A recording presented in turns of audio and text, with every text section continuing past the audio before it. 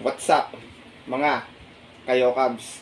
Magandang araw po muli sa inyong lahat. At syempre, narito po muli ang inyong lingkod, Master Lekim. At welcome back po muli syempre dito sa ating Master Lekim TV. Bago ko po simulan itong ating video ngayong araw mga bayang karalista, make sure na dapat nakalike na po tayo, nakasubscribe. Huwag niyo pong kalimutan hit yung notification bell or bell icon para maging updated kayo sa mga susunod ko pa pong upload na video.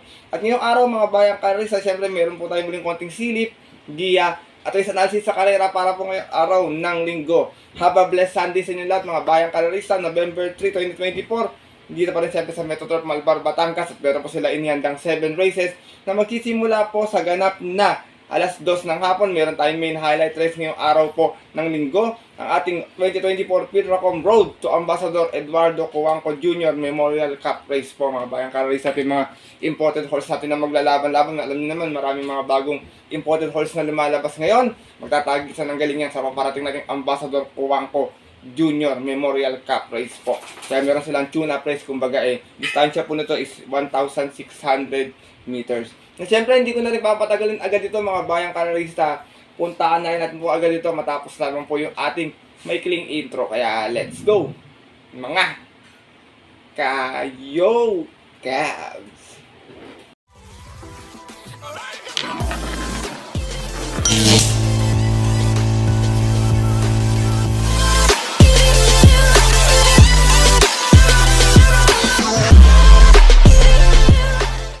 At gaya nga po ng nabanggit ko kayo na sa ating intro, meron tayong 7 karerang lalargan ngayong araw po ng linggo.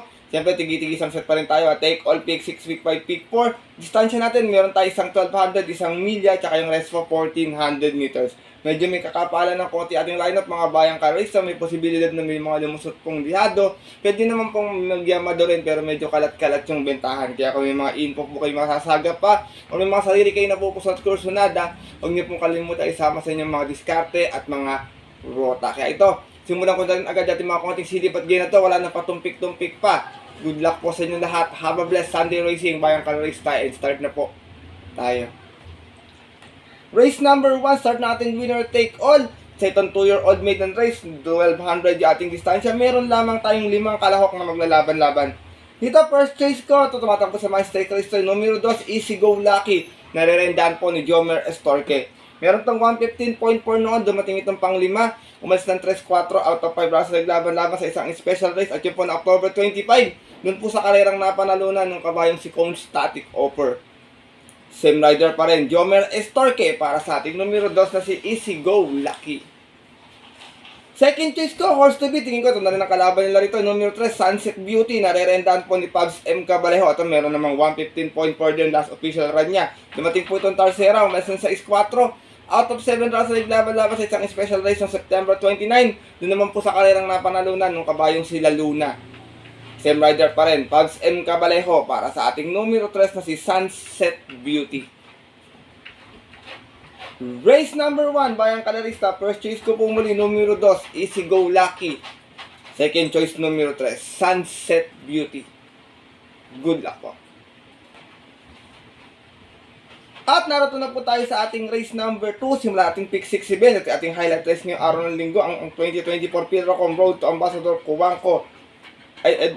Eduardo M. Cuanco Jr. Memorial Cup. Meron tayong 7 kalahok na maglalaban-laban dito. Lahat to puro imported horse. Ito magandang karera to mga bayang karalista. Maraming bagito, may mga veterano na rin.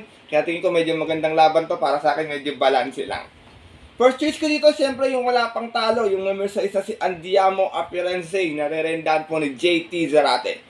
Last official run nito, 1,400. May 123.8. Nanalo po ito. Umalis ng 1-1 out of 6 runs na naglaban-laban sa rating race 40-53 at yun po ng June 1 kung saan tinalo niya po doon yung kabayong si Flattering You. Same rider pa rin, regular jockey JT Zarate para sa ating numero sa isa si Andiamo Appearance. Second choice ko, bago sa paningin ko, another important horse din to. First official run, baka pwedeng makachamba ng diado. Itong numero 3 na si Midnight Cat, narerendaan po ni JD King Flores. Ito, presko to, galing ito ng Novato last time. Meron tong 125.4, nag-clappings to ng 13.5, 23.5, 23.5. Tumapos po ng 25 media. At yun po na October 27 kung saan si King Flores na rin yung Romenda para sa kabayong numero 3 na si Midnight Cat. Race number 2, mga bayang kalarista, magandang karera. Kung may masipat kayo, magandang pangdihadong pang-upset, kayo nang bahalang sumipat mabuti ha. First choice ko po muli, horse to beat, numero 6, Adiamo Apparency. Second choice, yung numero 3 na si Midnight Cat. Good luck po. At lipat na po tayo dito sa ating race number 3. Start ng ating peak wave event. 1400 na ating distansya. Isa itong pinaka-combating base class 4. 28.33. Meron tayong 10 runners na maglalaban-laban ito. Dihadin, first choice ko, bayang karista. Sa lang sa KT. Numero 9, Boss 1. Nare-rendahan po ni Apprentice GL Shego Jr. Meron itong 127 flat last time sa 1400. Natarsera to, umalis lamang ng 3-3. Out of 9 runners na naglaban-laban. Same rating base watch yung po na September 21. Doon po sa karerang napanalunan ng kabayong si Doña Leoncia. Same rider na rin, GL Shego Jr. para sa ating numero 9 si Boss 1. Second choice ko, Other Diado para sa KT numero 6, Bravo. Nare-rendahan po ni JD King Flores. Ito alam nyo naman ito, malalakas din nilalabanan nito. Nanalo to noon sa 1400, may 127.8. Umalis ng 3-3 out of 8 rounds na naglaban-laban. Sa rating list 22 and 27 at yung pang September 29. Tinalo naman po niya doon yung kabayong si My Dad Bogart. Same rider pa rin, regular jockey JD King Flores para sa ating number 6 na si Bravo. Kung sakaling magkakaroon ng early speed battle, itong third choice ko, pwedeng sumunod lang or magapay lang sa pwestuhan. Itong numero 8 si Asyong, nare-rendahan po ni Marlon De La Cruz. Meron naman itong 126.8 noon. At segunda to, Baya Photo, malis ng 4-3 out of 6 rounds na naglaban-laban. Same rating base watch for September 29 kung saan nakaka-photo finish nga po niya doon yung kabayong si Black Star. Same rider pa rin, Marlon De La Cruz para sa ating numero 8 si Asyong. Race number 3, mga bayang kalarista, magandang kalera din, mataas yung grupo, lahat din maraming bebenta, tingin ko, kayo nang bahalang kung mga orsunada or sumipat na po kung may napupusuan pa. First choice ko po muli, numero 9, Boss 1. Second choice numero 6, Bravo. At third choice yung numero 8 si Asyong. Good luck po. At narito na po tayo sa ating race number 4 kung saan simula naman ito ating pick 4 event. Pira combating base class 5-5 split placers. Meron tayo ditong 11 runners na maglalaban-laban pero 9 in betting number lamang mga bayang karisa to. 1 for the day ko po, basta palaban to, tingin ko malabang matalo rito. Itong numero 6 si Color Blast na re-rendahan po ni John Sargent de Ocampo. Mababa to sa grupo, kahit saan manggaling to, basta palaban to, tingin ko patok dito to.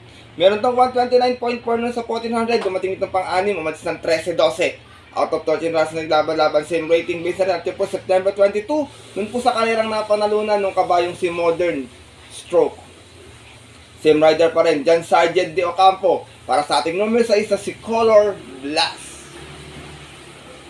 Race number 4, mga bayang karista, alam nyo naman, hindi na iwasan yung upset. Kaya kung may kusunada kayo pang upset, dagdag na naman kung may pang capital pa. Pero ako po, 1 for the day ko po, ngayong araw ng linggo, itong numero 6 na si Color Blast. Good luck po. At lipat na po tayo sa ating race number 5. Isa naman itong pinaka-combating base class 422-27. Meron tayo ditong 13 runners but 11 in betting number. Dahil ating couple entry sa karera na ito. Pas muna ako sa couple entry 3 and 3A. Bayang karerista, kayo ng bala kung kursunadan niya po First choice ko po dito, numero 8, main event. Narerentahan po ni O'Neal Cortez. Last round 1200, may 113.2. Dumating na pang-apat, umalis na 1-2. Out of 8 rounds naglaban-laban, same rating base po. At yun po na October 18. Kung saan nanalo po doon last race yung kabayong si Dakis. Same rider pa rin, O'Neal Cortez para sa ating numero 8 si main event. Second choice ko, important horse numero 7, This Girl is on Fire. Nare-rendahan po ni Danny Boy Camaniero. To, meron tong 128.4 sa 1400 naman noon, nanalo ito.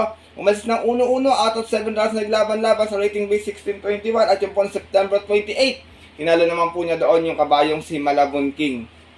From Ryan Onyok Garcia, disay balikang renta kay Danny Boy Camaniero. Para sa ating kalawak na numero 7, si This Girl is on Fire. Sinasama ko pong third choice. Ito maraming matulin. Sanay sa matibilis na pacing to. Pag nakakondisyon to, tingin ko makakapakinabang ng karera dito. Numero 10, Grey Galloper. Isla Puting Bato. Nare-rendahan po ni Alison Pabilik. Meron tong 128.6 noon. Nasiguna to sa 1400. Umalis ng 6-3. Out of 7 rounds naglaban-laban. Rating base 1621. At yun po ng June 29. Dun po sa karerang napanalunan ng kabayong si Full Combat Order. Same rider pa rin, Alison Pabilik para sa ating numero 10 sa si Isla Puting Bato. Race number 5, bayang kalerista. First choice ko po muli, numero 8, main event. Second choice, numero 7, This Girl Is On Fire. At third choice, yung numero 10 na si Isla, Puting Bato. Good luck po. At narito na po tayo sa ating race number 6, sa ating penultimate race ngayong araw po ng linggo. Sa itong Pilrocom Rating Base Class 4 1621, meron tayong 11 runners but 10 in betting number lamang. Dito bayang karisan, long shot of the day ko, numero 9, Bohemian, narerendahan po ni Joel Shego. Nanalo to last time, may 127.8, umalis ng 7.5. Out of 13 runs na naglaban-laban sa isang trophy race ng October 12, kung saan tinalo niya po doon yung kabayong si Buntay Shore. From John Alvin Gus, this time ang rerenda, Joel Shego para sa ating long shot of the day na numero 9 si Bohemian. Second choice ko, numero 3, maaasahan, narerenda naman po ni Alison Pavic. Ito naman si maaasahan, may 128.6 noon. Dumating itong pang-apat, umalis ng 5-3. Out of 9 runners na naglaban-laban sa rating base 1621 at yun po ng September 21, kung saan nanalo po doon yung kabayong si Autumn Shower. From JT Sarata, this time ang JT Pabilik para sa ating numero 3 na si maaasahan. Isinasama ko pong third choice, pwedeng iuna, pwede rin na may sunod lang o para matihan. Number 6, Family Affair. Narerendahan po ni O'Neal Cortez. Ito naman may 128.6 na talsera to noon. Umasan sa 6-4, out of 9 runs naglaban-laban, rating base 1621. At yun po ng September 21, kung saan ang nanalo po doon yung kabayong si Autumn Shower. Same rider pa rin, O'Neal Cortez para sa ating number 6 na si Family Affair. Race number 6, mga bayang kalarista, pwedeng lumusot yung dihado dito ha. Walang pang iwan sa karera to, halos lahat din po talaga, may panalo talaga itong mga nakasali dito. First choice ko po muli lang, shot of the day, numero 9, Bohemian.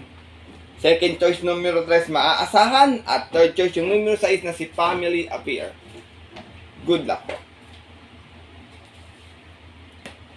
At narito na po tayo sa ating huling karera ngayong araw po ng linggo. Ang ating race number 7 sa Pilrocom Rating Base Class 5, 11 to 15 split. At meron tayong 11 runners na maglalaban-laban. Ito purchase ko kahit mabigat yung peso nito, basta makapwesto ng maaga. Tingin ko lamang na lamang dito.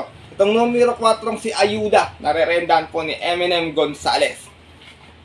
Meron tong 128.6 last time. Nasigunda po ito sa 1400 meters, umalis ng 9-9. Out of 9 runs na naglaban-laban sa isang trophy race ng October 13, kung saan ang nanalo po doon yung kabayong si Amor My Love. Same rider pa rin, Mark M. Gonzalez para sa ating numero 4 si Ayuda. Second choice ko, numero 9, Achi Holly. Narerendahan po ni Elvin Abreto. Last time, Tarsera, may 130 plat ito. Malis ng 3 sa East. Out of 10 runs na naglaban-laban, same rating base po yun po na October 26. Doon naman po sa karerang napanalunan nung kabayong si Electrify. Same rider pa rin, Elvin Abrea para sa ating numero 9 si Achi Holly. Sinasama ko pong third choice, itong numero 10 na si Lemon Bell. Narerendahan po ni Jen Huko. Meron naman to 127 plus sa 1400. Nasigunda to noon, umalis sa 5-5. Out of 9 runs na naglaban-laban, same rating base po yung September 22, kung saan ang nanalo po doon yung Yamadong si Hombre. From Jomer Estorque, this time marerenda JD Huko para sa ating numero 10 na si Lemon Bell. Race number 7, mga bayang kari, sa tingin ko mga may chamba na lang dito. 1, 2, 3, 7, and 8. Yan, 8 magandang pangdihad yan. Pwede nyo kaladkarin sa paratingan yan. Minsan nananalo yan, taka may tingin ko meron na. First choice ko po muli, numero 4, Ayuda. Second choice, numero 9, Achi Holly. At third choice, yung numero 10 na si Lemon Bell. Good luck po. Yun po mga bayang kanarista at ating mga kayokaps, natapos na po ito ating maikling video na ating konting silipagyan ngayong araw po ng linggo, na sana po makatulong po sa inyong diskarte at pananaya. Tayo na makadihado tayo, makapasama tayo sa winners sa mga ating paborito exotic bets. Pero pinapaalala ko po muli sa inyo na maaari nyo po itong sundin kung kursunado nyo. Kung hindi po, wala pong problema, hindi po ako namimilit bayang kanarista. Dahil sariling aral ko lamang po ito, kuro-kuro at opinion po sa karera. Pagdating ng tayaan sa takiya, syempre mas mananay po yung sarili nyo pong napupusuan at kursunada. And always mga bayang kanarista, kayo pa rin po yung masusunod. Good luck po muli sa inyo lahat and have a blessed Sunday racing. Maraming salamat po sa walang sawang pagtutok, support at tiwala palagi din sa ating YouTube channel. Sana mabigyan ko kayo ng mga magandang tips, giya, dihado sa pasusupating darating na Kaya alam ko naman, malapit na yung mga susunod-sunod na yung ating mga magagandang steak size. Makajamba sa tayo ng yummy dividends na pang DD1 man lang or pang exotic pets. Kaya muli, maraming salamat bayang karerista. At yun po, hanggang dito na lamang po tayo muli. Bawi na lang po ako ng shoutout next week mga bayang karerista. Medyo iniipon ko na po natin mga pabati at greetings po para po ngayong buwan ng November. Ito po muli yung lingkod, Master Lekin, na always pa nagsasabi sa inyo at nagpapaalala na ang karera po dapat po libangan lamang ha. Nilititsambahan lang at talagang tapat-tapat lang. Minsan swerte, minsan talaga malas. Pero ang pinibigyan tayo siyempre nung nasa taas. Huwag po natin kalimutan magpasalamat sa Kanya at tumulong tayo sa ating kapwa. Kahit sa simpleng pamamaraan lamang. Ika nga share your blessings po. Good luck po muli sa inyo lahat and have a blessed Sunday racing sa mga pumunta po ng mga pabuto nila off-track betting station. 2 PM start time. Stay safe everyone. God bless bayang kalorista. Lalo na sa mga solido ditong diadistang mga yo Cabs. Alright.